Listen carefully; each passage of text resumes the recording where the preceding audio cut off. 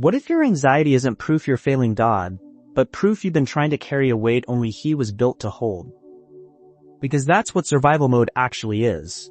It's not weakness. It's not faithlessness. It's what happens when a human being tries to outthink, outplan, and outmaneuver every possible thing that could go wrong. And the exhausting part isn't just the fear.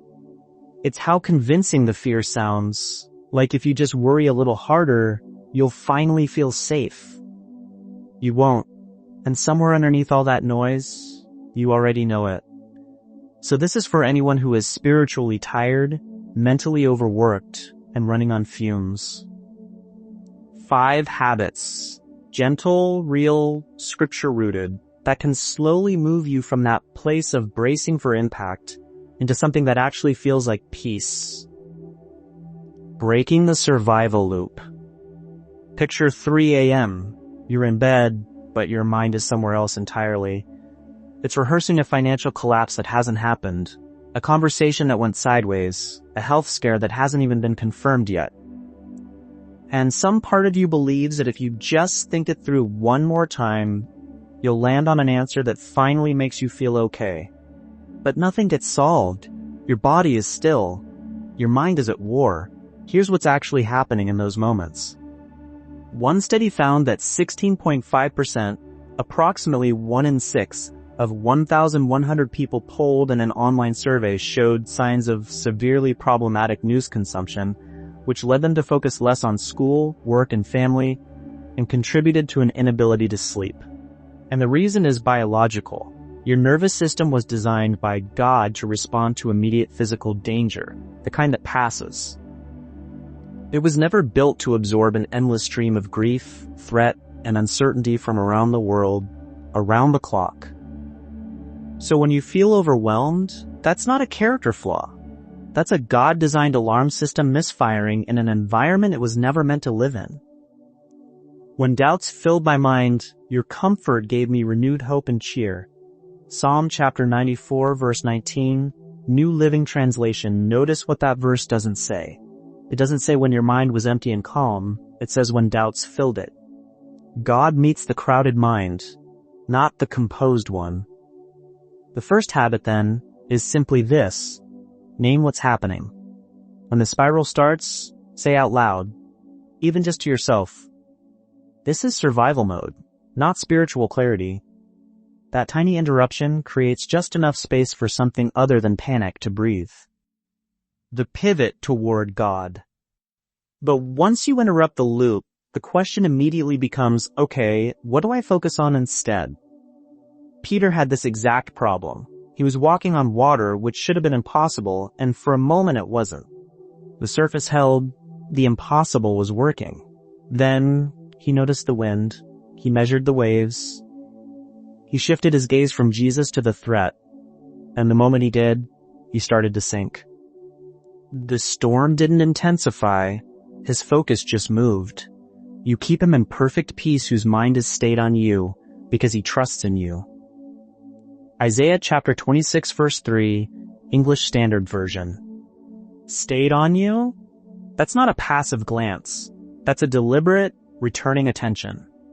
Over and over throughout the day. Think about someone who did everything right. Saved carefully, built a plan, followed the rules, made responsible choices. Then one phone call undid it. The pain was real. But the deeper shock was the realization. My plan was carrying my peace. And plans can't hold that weight. Only God can.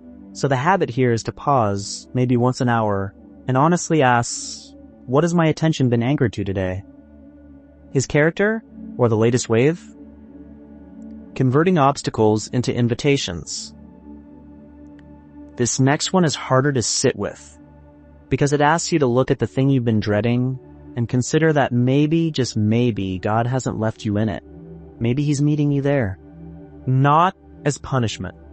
Not as some cruel test. Scripture doesn't promise us neat explanations, but it does tell us that God can enter the wreckage and do something we couldn't have anticipated. My grace is sufficient for you, for my power is made perfect in weakness. 2 Corinthians chapter 12 verse 9, New International Version. Think about someone who loses a job and spends the first weeks furious, grieving, confused. But then, because the structure is gone and the ego has nowhere to hide, their prayers change. They stop being formal.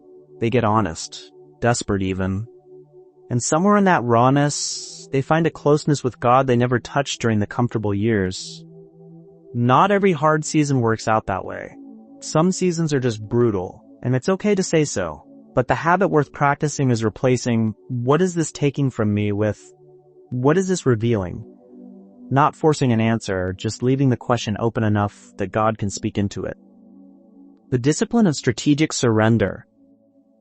Here's where a lot of people stall, because surrender sounds like giving up, and giving up feels like losing. But biblical surrender is not collapse. It is an active transfer. The Hebrew word for be still in Psalm chapter 46 verse 10 is rapha. It means to sink, relax, let drop, or abandon. That's not passive silence. That's a deliberate, muscular release of something you've been white-knuckling. Cast all your anxiety on him because he cares for you. 1 Peter chapter 5 verse 7, New International Version. The Greek word for cast in 1 Peter chapter 5 verse 7 is eperipto, or eperipsantes, as conjugated in the verse, and it means to throw, to hurl, or to fling, often with force, like throwing something heavy onto something else. So picture someone pacing, replaying worst-case scenarios about their child or their health or their finances. The spiral isn't helping. Nothing is being solved. And finally they stop, open their palms, and say out loud, Lord, I can't manage this. It's yours. They may need to do that 10 times before noon. That's not failure. That's faithfulness in motion. And here's the thing that catches most people off guard. The steering wheel you've been gripping, it was never connected to anything. The surrender isn't you losing control. It's you finally returning weight to the only one who ever actually held it. Living in the rhythm of alignment. Peace, when it comes, rarely arrives as thunder. More often, it's quieter than that. You sleep through the night for the first time in weeks. You hear bad news and your first thought is prayer instead of panic. You feel the old anxiety rise, and it passes faster than it used to. That is the rhythm Jesus described when he said, "Are you tired? Worn out? Burned out on religion? Come to me. Get away with me and you'll recover your life. I'll show you how to take a real rest. Walk with me and work with me. Watch how I do it. Learn the unforced rhythms of grace. I won't lay anything heavy or ill-fitting on you. Keep company with me and you'll learn to live freely and lightly." Matthew chapter 11, verses 28 through 30, the Message.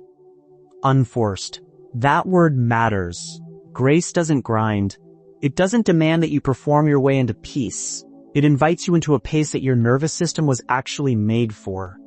Someone who used to doom scroll for hours now stops after 10 minutes, prays, steps outside, returns. The world outside is still loud, but they are no longer available to be hijacked by it every hour. That is what spiritual maturity can look like. Not dramatic, not a lightning bolt, just quieter reactions, deeper breaths, and the slow realization that peace has become your new normal. Not because circumstances got easier, but because your anchor shifted. So which of these 5 do you need most right now? Interrupting the fear loop, refocusing on God, reframing the obstacle, practicing surrender, or learning this rhythm of grace? Drop it in the comments, because you naming it is already the beginning of the shift. And if you want more scripture-rooted conversations like this one, the kind that meet you where you actually are, subscribe. We'll keep walking through it together.